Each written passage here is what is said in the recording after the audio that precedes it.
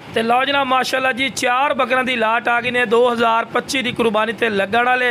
Video का नाम रखना वीरा, वीडियो को स्किप नहीं करनी कि तुहानू अच्छी तरह इन्फॉर्मेशन हो सी। ते पहले नंबर ते बकरा माशाअल्लाह शेरा बीतल ने अपने पंजाब की नंबर 1 ब्रीड चंगे हाइट कादल है। गोश्त का वजन इस टाइम 25 तो 26-27 किलो गोश्त माशाअल्लाह पटोरा खलोता ने और चंगे हाइट कादल है 35 तो 36 इंच की माशाअल्लाह हाइट ने। खूबसूरत फेस ब्यूटी के ने और डिमांड ही बिल्कुल जायज़ और मकबूल हो सी। तो फ्रैश 2 दांदी ने भी चेक कर सकते हैं। तो टोर फिर के भी खा रहे हैं कि कोई लंगड़ा लूला नहीं, सेहतमंद और माशाल्लाह एक्टिव ने। तो लो भी चेक करो माशाल्लाह हुस्न और खूबसूरती दी माशाल्लाह अखीरी ने। जितनी मैं तारीफा करा ना फ़ायदा कोई नहीं।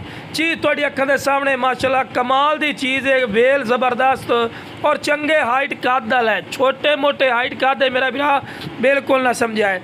डिमांड करने इस पठोर की मैं लख भी कर सकना, लख भी कर सकना, लेकिन बिरा फ़ायदा नहीं। ये 4 ਦੇ 4 बकरे जिस बिरा चाहिए ना इंशाल्लाह जल्दी जल्दी रबता कर इंशाल्लाह भाई के रबते की कदर हो सी और मुनासिब राइट ते मिल जासे।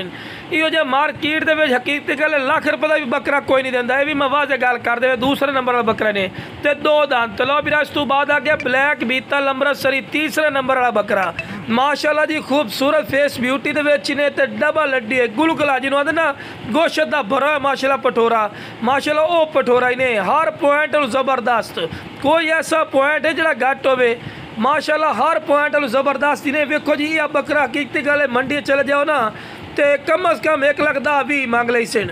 तो फ्रैश 2 दिन, लेकिन अपना और एंड होना जायज़ होना बिल्कुल मुनासिब। चलो भी उस तो बाद चौथे नंबर ते आखिरी नंबर वाला माशाल्लाह बकरा आगे ने छलांगा मारदा होया।